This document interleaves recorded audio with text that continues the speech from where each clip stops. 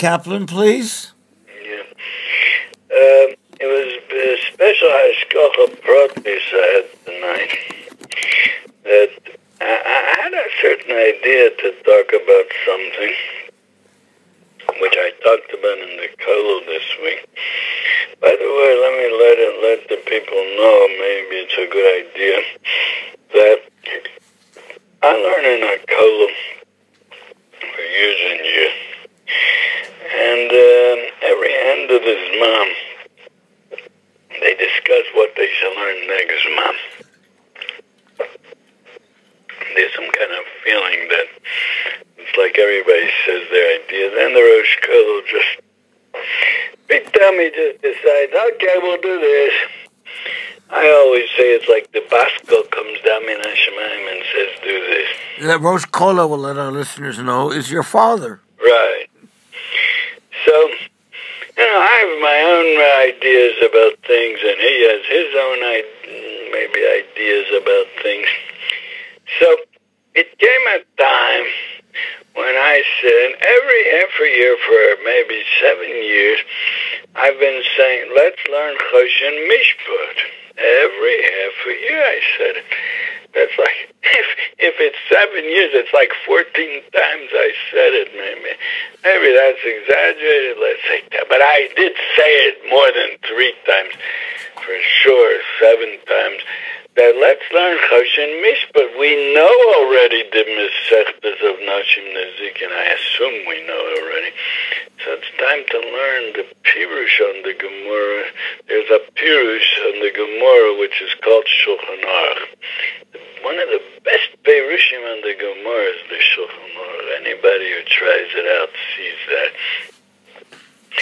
And I said, let's do this, let's learn this Pirush on Nashim Nezikin, which is called Choshen Mishpat Shulchan Aruch. Finally, after all the times I tried, so they did it, so they started it. From the beginning, Siman Aleph. I said, but this plan is till Tafshin Pei Hey. I said, which was 2 years, a year and a half ago, so it was like a 10-year plan I expected it to be. And it came, and I was enjoying it, and I was saying a chabura every week. I said a chabura to a group of 4 or 5 people, and it was going good. I tried to say every k'tzos, every nesivos, tried even to say on things that don't look so interesting and don't look so exciting. Even those sugyas I tried to say on in Hilchos Dayonim, but usually most of those that learn Choshen Mishpat, they learn the later parts. Like there are a lot. They start from I think Hilchos Sheilo Pikodin, which is more nogel ma'isa, borrowing things or watching things for others, or Hilchos Chirus Palim, a lot learn, which is very nogel ma'isa. But the beginning Hilchos Dayonim, not too many learn, but very good. We started from the beginning. Also, Hilchos Toin V'Nitan is very exciting. It's mamish dinyanim that we've been learning our lives in the beginning of B'Metzia, and a lot start from there. But we started from the beginning. Very good. Came a year and a half later. The Rosh Collel, all of a sudden he started saying, start thinking, now let's start Baba Basra. All of a sudden it came into the Basco came down to him. Let's start Baba Basra. Why? Nobody understands why. Because there was somebody, I guess everything is Min HaShamayim. Because the story is that there's a person that learns with this Rosh Collel twice a week. By the way, the Rosh Collel, like the producer just said, he's my father. And he's 85 years old, I think he is. Either 84, 85. He still comes every day to collel. It's very hard for him. And it's hard for him even to keep himself awake when he sits there. And yet he comes every day to the collel and he sits there, which is probably giving him chiyus, giving him life. Now, 2 times a week, he has this person sitting in front of him. And that comes to him twice a week, and he learns with him different parts of the Shulchan Aruch. Not what they're learning in the Kol. Hilchos Mezuzah, maybe they were recently learning.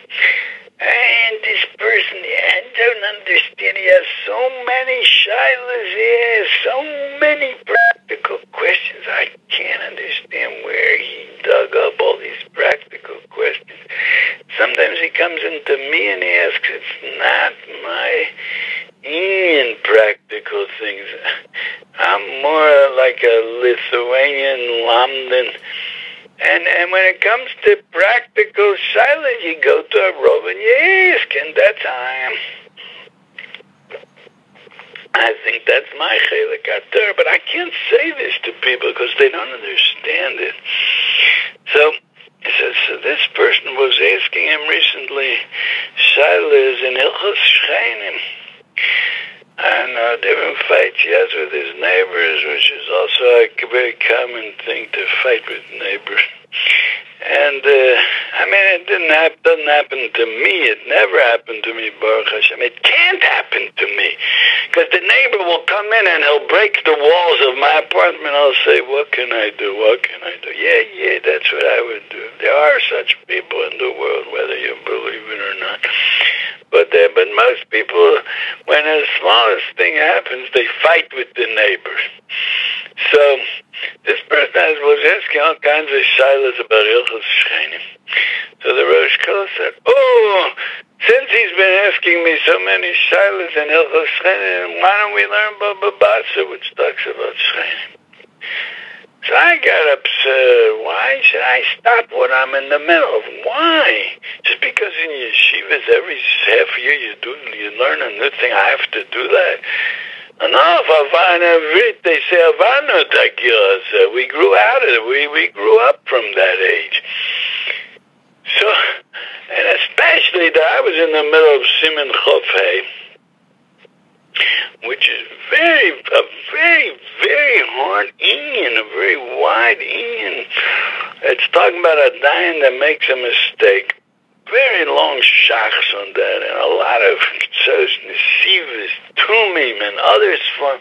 How can I drop it in the middle and go over to something else? So I decided I'm going to continue learning what I'm learning.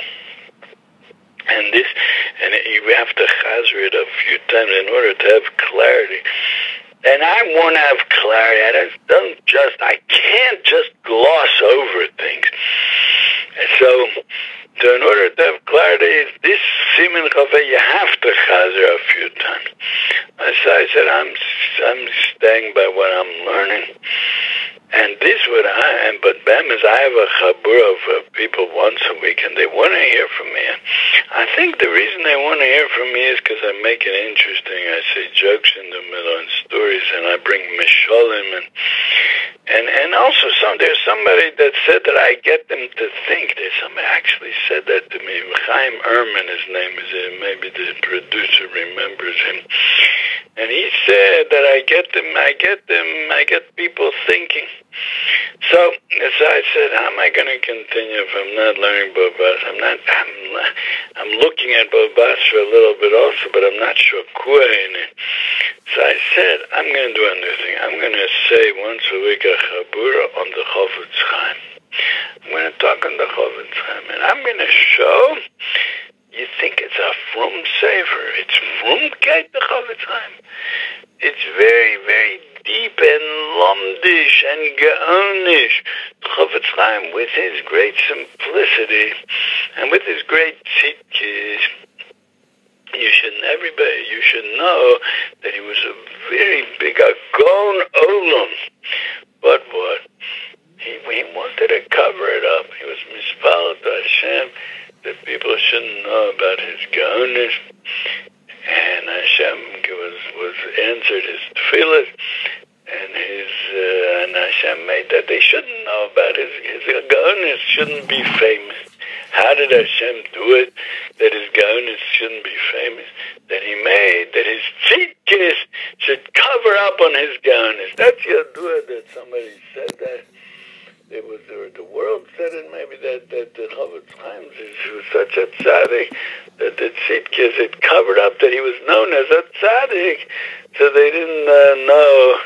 He was more known for that, and his gaonus he wasn't known for so much. Rabbi Kaplan, What? you're going to ask, of course, why didn't he pray that his tzidkes should be covered up? Oh, so that's a good kasha. So now, recently I heard the Rabbi Hillel Zach asked that kasha. Why didn't he pray to Hashem that his tzidkes should be hidden? So he said Rabbi Hillel Zach had that kasha for a long time. Until he said the kasha to some Hasidic Rebbe, I don't know who it was, and this Rebbe said at there that on his gaonus he prayed that Hashem should cover it up, because he knew he was a gaon in learning, but on his tzidkes he didn't know that he was such a big tzaddik. So since he didn't know, so he didn't pray for it. So that's why his tzidkes was misparson and it became famous. That's what this Rebbe said. Now, and then I heard another hour that somebody said, and you can imagine what kind of gaon he was, that if you needed so much tzidkes to cover up on the gaonus, he must have been a gaon alone. Such a great gaon. Now, the truth is that it's not the Tomer V'Nelam, the gaonus of the Chofetz Chaim. It's just not known. But anybody who starts looking, learning, and digging a little bit, he sees the gaonus of the Chofetz Chaim.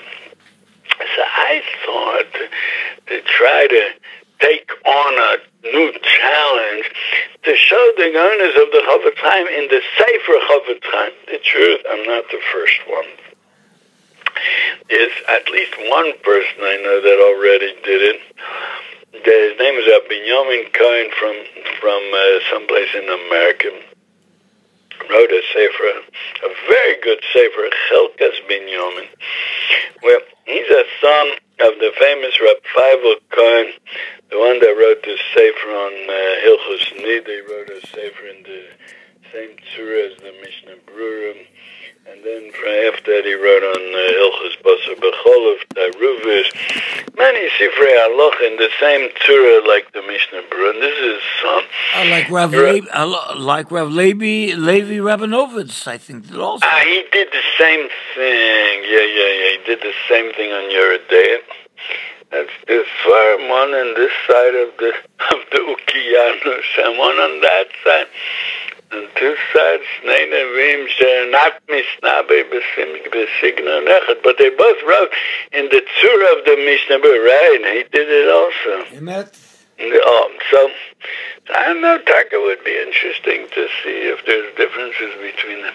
The differences between them.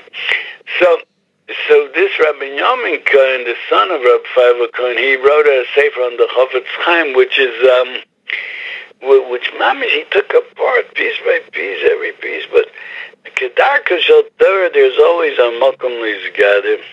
So I thought, let me take and talk on the Chofetz Chaim.